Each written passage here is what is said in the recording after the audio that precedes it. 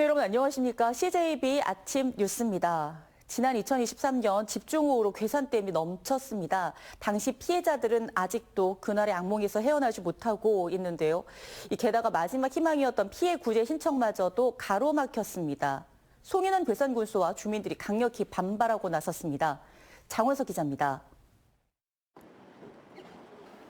괴산댐 원유 피해자 109명이 요구한 홍수 피해 구제 신청이 결국 무산됐습니다. 중앙환경분쟁조정 피해구제위원회는 지난 21일 사건 당사자인 한국수력원자력과 주민 간 합의가 어렵다는 이유로 조정 종결을 결정한 겁니다.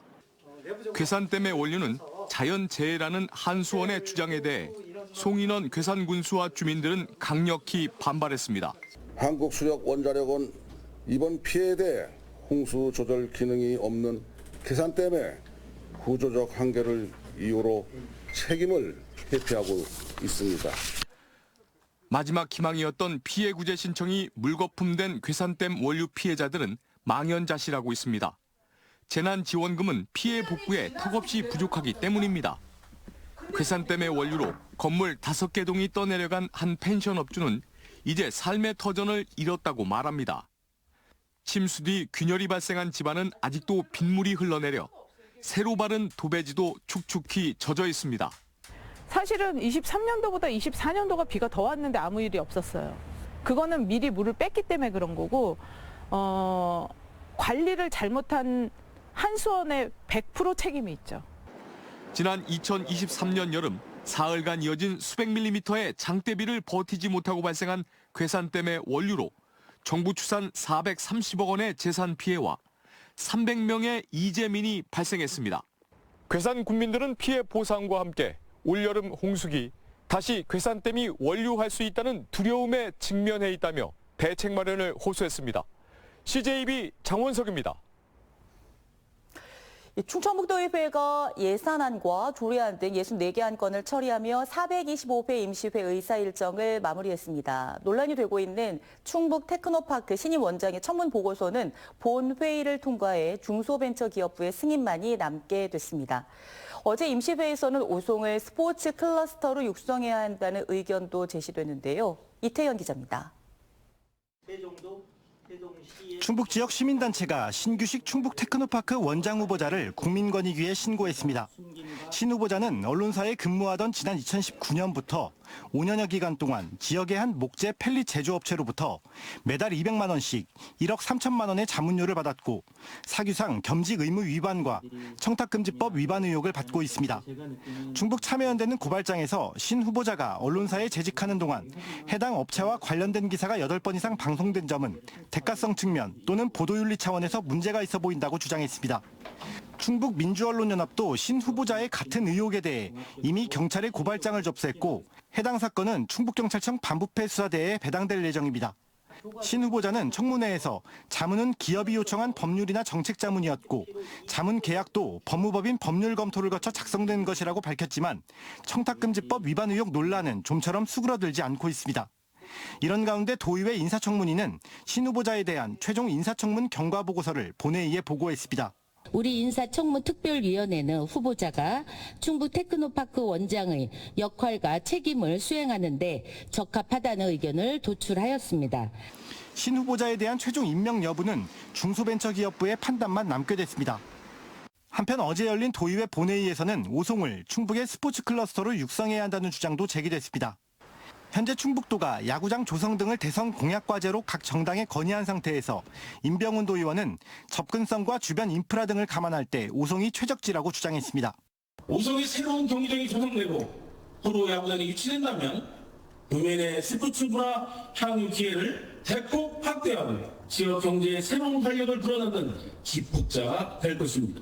도의회는 충북도 교육비 특별회계 추가 경정 예산안과 다중이용시설 불법 촬영 예방에 관한 조례안 등 64개 안건을 처리하며 열흘간의 임시회 일정을 마무리했습니다. CJB 이태현입니다. 균형발전 지방분권 충북본부와 각 분야 범도민기구가 21대 대선 충북의제 14개를 선정해 각 정당과 후보의 공약화를 요구하기로 했습니다. 대선의 충북의제는 청주공항 민간 전용 활주로 신설을 필두로 2차 공공기관 지방 이전 충북 우선 배려와 청주가정법원 설치, 오송복합 환승센터 구축과 출입국 이민관리청 충북 유치 등입니다.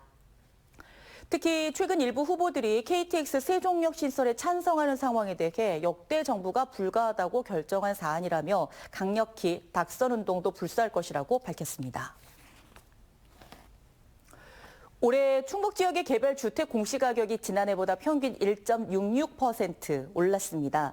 충청북도가 올해 1월 1일 기준 개별 주택 21만 호에 대한 가격을 결정 고시한 가운데 충북에서는 단양군이 2.16%로 가장 높은 상승률을 보였고 청주시는 1.68%의 상승률을 나타냈습니다.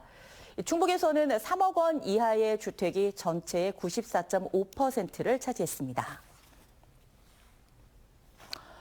국제통상 파고와 불확실성에도 충북의 1분기 수출이 지난 22년 이후 처음으로 2분기 연속 성장했습니다. 반도체 수출이 빛을 발했는데요. 미국의 대중국 수출 통제 강화로 부동의 1위 수출국인 중국이 2위로 내려앉은 점도 이례적입니다. 최연석 기자입니다. 충북 수출이 지난 2022년 이후 처음으로 2분기 연속 성장했습니다. 올 1분기 충북 수출액은 70억 1,574만 달러로 지난해 동기 대비 9% 증가했습니다. 전분기 11.3% 성장에 이어 2분기 연속 성장률 달성입니다. 이 같은 성장의 동력은 단연 반도체입니다. 1분기 반도체 수출은 37억 4,600만 달러로 지난해 같은 기간보다 무려 49.6% 증가했습니다. 글로벌 AI 수요 급증으로 고대역폭 메모리 시장이 폭풍 성장하면서 수출이 크게 늘어난 영향입니다. 2차 전지와 자동차 부품, 특수자석 같은 동제품도 수출 증가에 한몫했습니다. 국제 통상 환경 급변에 따른 수출국 비중 변화도 눈에 띕니다. 대만이 부동의 충북 수출 1위국인 중국을 제치고 1위 국가에 올라섰습니다. 미국의 대중국 반도체 수출 통제 강화로 대만 TSMC와 HBM 부문에서의 협력이 확대되며 반도체 수출이 급증했기 때문입니다. 양극재와 반도체, 2차 전지 수출이 위축되면서 미국으로의 수출은 지난해 동기 대비 소폭 감소했습니다. 미국발 관세 전쟁으로 통상 불확실성이 커지는 가운데 충북 수출의 성장은 의미 있는 대목이지만 반도체로의 쏠림은 과제이기도 합니다. CJB 최연석입니다. 제64회 충북도민체육대회가 이제 일주일 앞으로 다가왔습니다. 올해 개최지인 충주시는 손님 맞을 준비에 한창인데요. 이 전통과 문화, 충주 전체성이 돋보이는 문화체전으로 만든다는 구상입니다. 안정원 기자입니다. 국악 반주에 맞춰 시민들이 하나의 목소리로 화음을 만듭니다. 충북 도민체육대회를 앞두고 개회식을 빛낼 시민합창단의 연습 현장입니다. 충주시 23개 단체와 개인 등 1000여 명으로 구성된 시민합창단은 온 마음을 담아 도민 맞을 준비를 하고 있습니다. 가 아니라 도민체전을 함께 한다는 의미에서 저희 시민들이 참여했는데요. 아주 즐거운 노래로 시민들과 그리고 충주를 찾아주신 도민 여러분들을 환영하는 의미에서 열심히 준비하고 있습니다.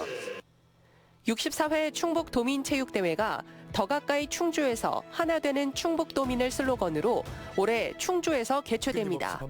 충주시는 13년 만에 개최하는 도민체전이만큼 내실 있고 특색 있는 대회를 준비하고 있습니다. 국악과 택견이 어우러진 개회식으로 충주의 정체성을 담아내고 다채로운 공연과 전시가 있는 문화체전을 선보일 계획입니다. 스포츠 체험 프로그램 등 다양한 부대 행사와 경품 이벤트는 또 하나의 즐길거리입니다.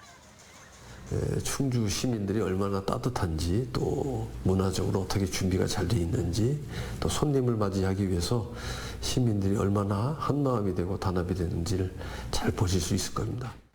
충주를 찾는 도내 11개 시군 5천여 명의 선수단은 26개 종목을 두고 선의의 경쟁을 펼칠 예정입니다.